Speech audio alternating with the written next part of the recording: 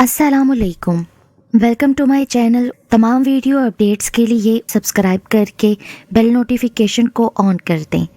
तो आइए सुनते हैं आज की वीडियो में एक परी, मौलाना और शैतान की पुरस्सरार कहानी। दी न्यूज़ की इस खबर ने सारे शहर में खलबली मचा दी थी। यूं खबर भी कुछ कम हैरत अंगेज ना थी। दी न्यूज़ के दरवाजे पर उस वक्त खासी भीड़ थी। लोग एक ही बात पूछ रहे थे, क्या ये खबर सही है? जी हाँ, ये खबर सही है। बेचारा एडिटर इस जुमले को दोहराता दोहराता आजिज आ गया था। बार बार फ़ोन की घंटी बज रही थी। फ़ोन करने वाले सिर्फ एक ही बात पूछ रहे थे, जनाब क्या ये खबर सही है? जी हाँ भाई, ये खबर सही है। एडिटर अब झुंझला कर जवाब दे रहा था। लोग बार बार इसलिए पूछ रहे थे कि उनको इस खबर पर किसी तरह यकीन नहीं आ रहा था। वो इसको अखबार की अशात बढ़ाने का एक हथकंडा समझ रहे थे और एडिटर इसलिए झुंझला रहा था कि लोगों को उसकी छापी हुई खबर पर यकीन क्यों नहीं आ रहा, जबकि उसने पूरी तस्दीक करके खबर छापी थी। खबर शहर के जामिया मस्जिद के इमाम जनाब शेख अब्दुल अजीम के मुतल्लिक थी। शेख अब्दुल अजीम, जिनकी उम्र 60 साल से किसी तरह कम ना थी, लेकिन इसके बावजूद उनके बदन में तवानाई थी। वो अब भी सीना तान कर चलते थे। ये और बात है कि आजिज़ी से उनकी गर्दन झुकी रहती थी। रंग गोरा, गालों पर हल्की हल्की सुर्खी, भरा हुआ चेहरा, चेहरे पर दो बड़ी बड़ी जागती आंखें जिन्हें अब तक शीशों की ज़रूरत ना पड़ी थी, सफ़ेद बालों वाली खूबसूरत दाढ़ी। वो बेहद नेक आदमी थे और अपनी पुरखलूस तबीयत के लिए बहुत मशहूर थे। कल रात वो जब छत पर सो रहे थे, करीब ही उनकी बीवी का पलंग था कि ठीक 12 बजे छत पर एक हंडोला उतरा। उसमें एक खूबसूरत परी बैठी हुई थी। उस परी ने अपने साथ लाए हुए गुलामों को इशारा किया। इशारा पाते ही गुलामों ने शेख साहब को माँ पलंग के उठा लिया और उस पलंग को हंडोले में रख दिया। शेख साहब की बीवी ने ये पूरा वाक़या अपनी आंखों से देखा, लेकिन इसके बावजूद वो बोल न सकी। वो उसे जागती आंखों का ख्वाब समझती रहीं। जब हंडोला आंखों से ओझल हो गया और शेख साहब का पलंग भी बराबर में नजर न आया, तो उन्होंने अपने रुखसार पर बड़े जोर से तमाचा मारा। तमाचे की आवाज़ हुई और साथ ही उन्होंने तकलीफ महसूस की। फिर उठकर वो खड़ी हो गई और चिल्लाने लगी, लेकिन अब चिल्लाने से क्या होना था। परी शेख साहब को उड़ाकर ले जा चुकी थी। ये था वो वाक़या जिसको खबर बनाकर दी न्यूज़ में शाया किया गया था। बात वाकई हैरत अंगेज थी, लेकिन थी सच्ची। लोगों को यकीन नहीं आ रहा था, तो इसमें लोगों का कसूर नहीं था। कसूर था इस वाक़ये का जो कि 20वीं सदी में पेश आया था।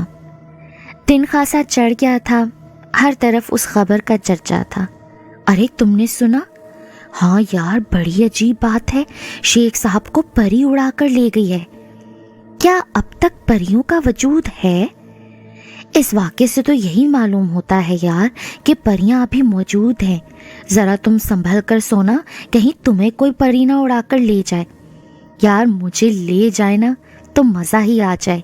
वो कमबख्त आशिक हुई भी तो एक नमाजी परहेजगार पर जो बूढ़ा भी था। अरे हम जैसे कड़ियल जवानों को ले जाती तो। हाँ ये तो है, मगर वो शेख साहब को कहाँ लेकर गई होगी? कोकाफ और कहाँ? अबे ऐश कर रहे होंगे ऐश। एक खूबसूरत महल के सजे सजाए कमरे में रेशम जैसे मुलायम गुदगुदे बिस्तर पर वो आंखें मूंदे पड़े थे। कमरे में उनके अलावा कोई और न था, लेकिन इसके बावजूद वक्फे वक्फे से उनकी दाढ़ी के रेशमी बाल उड़ने लगते, जैसे कोई पास ही बैठा बहुत आहिस्ता आहिस्ता पंखा झल रहा हो। शेख साहब सुबह से ही बेहोश पड़े थे। परी ने रास्ते में ही उनको बेहोशी की दवा सुंघा दी थी। जूं जूं वक्त गुजरता जा रहा था, दवा का असर कम हो रहा था और अब वो कुछ मिनटों के बाद होश में आने वाले ही थे। कमरे की पूरी फिजा मुअत्तर थी। इसके साथ ही खुशगवार अंधेरा भी फैला हुआ था। अचानक इमाम जनाब शेख अब्दुल अजीम साहब के जिस्म में हरकत हुई। उनका हाथ पहलू से उठकर सीने पर चला गया। होंठ खुले, आवाज निकली, या अल्लाह। आंखें बंद ही रहीं। फिर पपोटों को हरकत हुई। शेख साहब ने सीधे हाथ की तरफ गर्दन मोड़कर तकिए को देखा। वहां जाए नमाज के बजाय किशमिशी रंग की मखमल दिखाई दी। अल्लाह के नेक बंदे का दिल घबराया और उन्हें खुद ब खुद किसी खतरे का एहसास हो गया। वो उठकर बैठ गए और फटी फटी आंखों से चारों तरफ देखने लगे। या अल्लाह, ये क्या माजरा है? दिल ने सवाल किया। तभी कमरे में एक बारीक सी मुतरन्नम हंसी गूंजी। कौन है? शेख साहब ने परछाई से पूछा। जवाब में वही बारीक मुतरन्नम हंसी। इमाम साहब ने दिल ही दिल में कई आयात पढ़कर अपने ऊपर दम कर ली। तब उन्होंने इत्मीनान कल्ब महसूस किया। चेहरे पर भी किसी कदर सुकून के आसार नजर आने लगे। तू कौन है? बोल। फिर वही हंसी की आवाज। तू कौन है? बता और अपने आप को जाहिर कर। मुझे तो तू कोई खबीस रूह मालूम होती है। बता, ये कौन सा मुकाम है?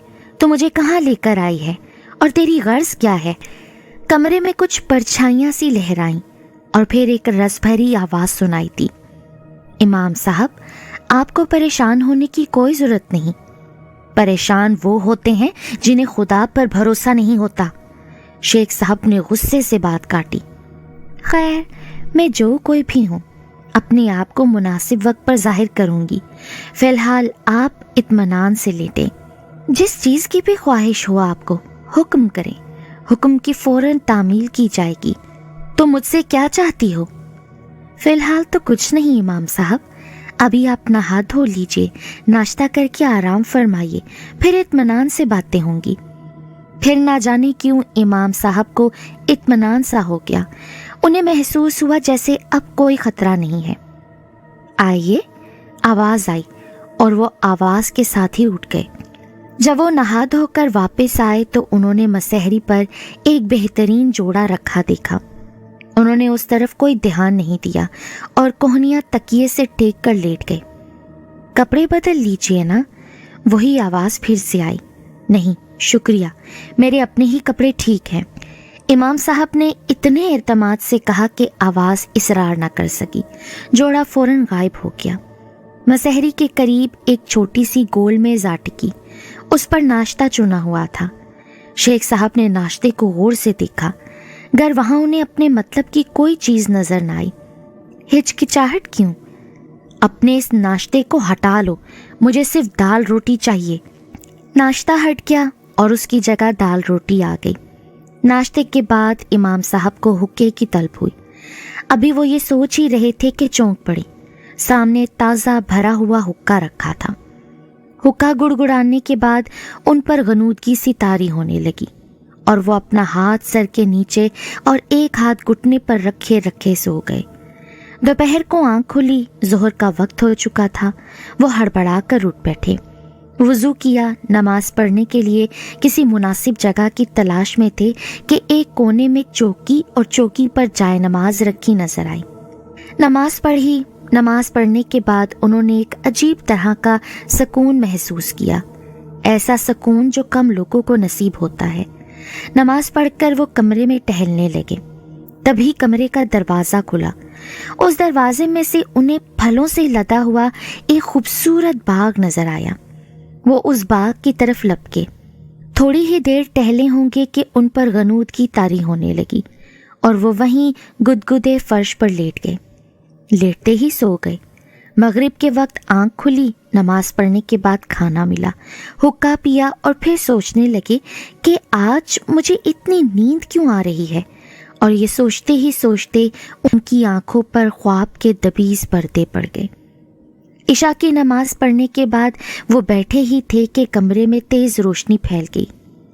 ये रोशनी कहाँ से आ रही थी और कैसी थी, उन्हें कुछ मालूम ना था। फिर आहिस्ता आहिस्ता शेख साहब की आंखें खुलने लगीं। उस वक्त कमरे में बड़ी मध्यम रोशनी थी, जैसे 6-7 शमएं जल रही हों। پھر کمرے کا ایک دروازہ کھلا اور اس میں رنگین لباس لہرایا۔ شیخ صاحب کی آنکھیں ذرا اور کھل گئیں۔ کمرے میں داخل ہونے والی ایک نوجوان لڑکی تھی جس کے باریک لباس سے اس کا جسم پھٹا پڑا تھا۔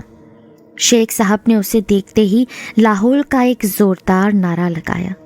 وہ بڑے شیطانی انداز میں مسکرائی اور رقص کے انداز میں ہاتھ اٹھا کر ہوش ربا انگڑائی لی۔ شیخ صاحب تاب نہ لا سکے، انہوں نے منہ پھیر لیا اور جلدی جلدی آیات پڑھنے لگے۔ اوہ، آپ نے تو منہ ہی پھیر لیا، آپ نے تو مجھے دیکھنے کی خواہش ظاہر کی تھی نا، لیجئے اب میں نے خود کو ظاہر کر دیا ہے، مجھے جی بھر کر دیکھیے نا شیخ صاحب۔ میرا نام گل بانو ہے، میں ایک پری ہوں اور آپ کی کنیز۔ اس وقت آپ میرے محل میں ہیں۔ یہ محل کوہکاف کی سب سے بلند چوٹی پر آباد ہے۔ میرا خیال ہے کہ میں نے صبح پوچھے جانے والے ہر سوال کا جواب دے دیا ہے۔ تم ایک غیر مرد کے سامنے اتنے باریک لباس میں کھڑی ہو، شرم نہیں آتی تمہیں؟ جواب میں مترنم ہنسی گونجی۔ اور اوپر سے ہستی بھی ہے، بے حیا کہیں کی۔ شیخ صاحب ناراض نہ ہو، میری طرف دیکھیے نا، میں نے لباس بدل لیا ہے۔ شیخ صاحب نے گردن موڑ کر اسے دیکھا اور فوراً ہی استغفار پڑھتے ہوئے اپنا منہ چھپا لیا۔ گل بانو بالکل برہنہ کھڑی تھی۔ پھر وہ آہستہ آہستہ چلتی ہوئی مسحری کے پاس آ کھڑی ہوئی اور اپنا ہاتھ شیخ صاحب کے سر کے سفید بالوں پر پھیرا۔ اپنے ناپاک ہاتھوں کو دور رکھو، شیخ صاحب منہ چھپاتے ہوئے بولے۔ اوہ، آپ تو ناراض ہو گئے شیخ صاحب، میں نے تو یوں ہی مذاق کیا تھا۔ اب آپ میری طرف دیکھیے نا، میں نے کتنی موٹی چادر لپیٹ رکھی ہے، دیکھیے دیکھیے نا۔ او خبیث عورت، اپنی غرض بتا۔ شیخ صاحب، آپ میں ذرا بھی حس نہیں، مجھ جیسی نرم و نازک لڑکی کو خبیث کہتے ہیں؟ اٹھیے، ذرا میری طرف تو دیکھیے نا۔ شیخ صاحب نے اپنا سر ہاتھوں سے نکالا۔ وہ واقعی ایک موٹی چادر اوڑھے کھڑی تھی جس سے اس کا پورا جسم ڈھکا ہوا تھا، صرف چہرہ دکھائی دے رہا تھا۔ وہ مسکرائی۔ بول۔ ان کی آنکھوں میں سرخی گھلنے لگی۔ اٹھ کر میرے پاس تو آئیے نا۔ وہ تیزی سے اٹھے۔ بول، تیری کیا غرض ہے؟ گل بانو مسکرائی، اپنے ہونٹوں کو سکیڑ کر دائرہ بنایا اور بڑے پیار بھرے انداز میں بولی، انہیں چوم لیجئے نا۔ شیخ صاحب سر سے پاؤں تک لرز گئے، آنکھوں میں خون اتر آیا۔ ان کا ہاتھ خود بخود اٹھا، ہوا میں لہرایا اور اتنی زور سے گلبانو کے گالوں پر پڑا کہ وہ الٹ گئی۔ گلبانو چوٹ کھا کر مسکرائی۔ اس کے گالوں پر خون کی 5 لکیریں برابر بہہ رہی تھیں۔ شیخ صاحب، کل سے آپ کا کھانا بند، اس وقت تک کے لیے جب تک آپ میری یہ معمولی سی خواہش پوری نہ کریں گے۔ ارے لعنت ہے تجھ پر اور تیری معمولی سی خواہش پر، دور ہو جا میری نظروں سے۔ امام صاحب کڑکے، اور پھر واقعی اگلے دن سے نہ صرف اس نے کھانا پینا بند کر دیا بلکہ حقہ بھی بند کر دیا۔ 2 دن امام صاحب نے بخیر و خوبی کاٹ دیے۔ تیسرے دن سے ان کی حالت غیر ہونے لگی۔ کھانے کی بات ہو تو آدمی کس حد تک برداشت کرے، لیکن پیاس کس طرح کوئی برداشت کر لے، اور پھر اوپر سے حقے کی طلب۔ پھر چوتھا دن لگا تو امام صاحب نے محسوس کیا کہ اب وہ زیادہ دن زندہ نہ رہ سکیں گے۔ پیٹ پیٹ سے جا لگا تھا، رنگ زرد ہو چکا تھا، آنکھوں کے گرد سیاہ ہلکے پڑ گئے تھے، ان کی چمک ماند پڑ گئی تھی، بھرا بھرا چہرہ سوکھ گیا تھا، ہونٹوں پر پپڑیوں کی تہ جمی تھی۔ وہ بے جان سے مسحری پر پڑے تھے۔ ان 4 دنوں میں گلبانو کئی بار ان کے پاس آئی تھی، لیکن انہوں نے ہر بار اس پر لعنت بھیج کر اسے مایوس لوٹا دیا تھا۔ وہ اتنے کمزور ہو گئے تھے کہ اپنا ہاتھ پہلو سے اٹھا کر سینے پر نہ رکھ سکتے تھے۔ آنتیں کھانے کے لیے فریاد کر رہی تھیں اور ہونٹ پانی کے لیے ترس رہے تھے، لیکن وہاں کھانا تھا نہ پانی۔ ہاں، ان کے سامنے گلبانو ضرور کھڑی تھی، جو آہستہ آہستہ سرہانے کی طرف بڑھ رہی تھی۔ امام صاحب نے آہٹ سن کر بڑی مشکل سے آنکھیں کھولیں۔ گلبانو مسکرا رہی تھی۔ امام صاحب اس کی طرف دیکھتے رہے، پتہ نہیں کس عالم میں۔ گلبانو آہستہ آہستہ ان پر جھکنے لگی۔ اس کے ہونٹ ان کے پپڑی جمے ہونٹوں کے بالکل قریب آ گئے تو امام صاحب نے اپنا ہاتھ اٹھا کر اسے ہٹانے کی ناکام کوشش کی، لیکن ہاتھ کو جنبش نہ ہو سکی۔ مجھے روٹی دو۔ ہونٹ ہلے اور ایسا لگا جیسے آواز کہیں بہت دور سے آئی ہو۔ روٹی ملے گی امام صاحب، لیکن پہلے ہمارا کام۔ گلبانو مسکرائی اور اپنے ہونٹوں کو پپڑی جمے ہونٹوں پر رکھ دیا۔ امام صاحب کو مجبوراً اس کے ہونٹوں کو بوسہ دینا پڑا اور تب ہی گرجدار کہکہا سنائی دیا۔ اس کہکہے کی آواز سے پورا محل لرز گیا۔ امام صاحب کے سامنے گلبانو کے بجائے ایک خبیث صورت آدمی کھڑا تھا۔ گلبانو پتہ نہیں کہاں غائب تھی۔ تم کون ہو؟ امام صاحب نے نحیف آواز میں کہا۔ میں شیطان و شیاطین۔ کون؟ ابلیس؟ ہاں میں ابلیس ہوں۔ لا حول ولا قوت الا باللہ، شیخ صاحب نے نحیف آواز میں بولا۔ میرا تجربہ کامیاب ہوا امام صاحب۔ ابلیس نے زوردار کہکہا لگایا اور غائب ہو گیا۔ امام صاحب بے ہوشی میں ڈوب گئے۔ رانی پور سے 10 میل دور مشرق کی طرف آج بھی یہ محل جوں کا توں کھڑا ہے جس میں شیطان نے اپنا تجربہ کیا تھا۔ اس کے اندر ہر چیز ویسے ہی رکھی ہے، یوں لگتا ہے جیسے کوئی ابھی اس محل کو چھوڑ کر گیا ہو۔ لوگ اسے شیطان محل کے نام سے یاد کرتے ہیں۔ یہ سچ ہے کہ شیطان بڑے بڑے ایمان والوں کا ایمان متزلزل کر دیتا ہے۔ پختہ ایمان والے جب ضروریات زندگی کے لیے تگ و دو کرنے لگتے ہیں تو واقعی ان پر شیطان اپنی گرفت سخت کر دیتا ہے اور دنیاوی عیش و آرام کا لالچ دے کر ایمان والوں کو کہیں کا نہیں چھوڑتا۔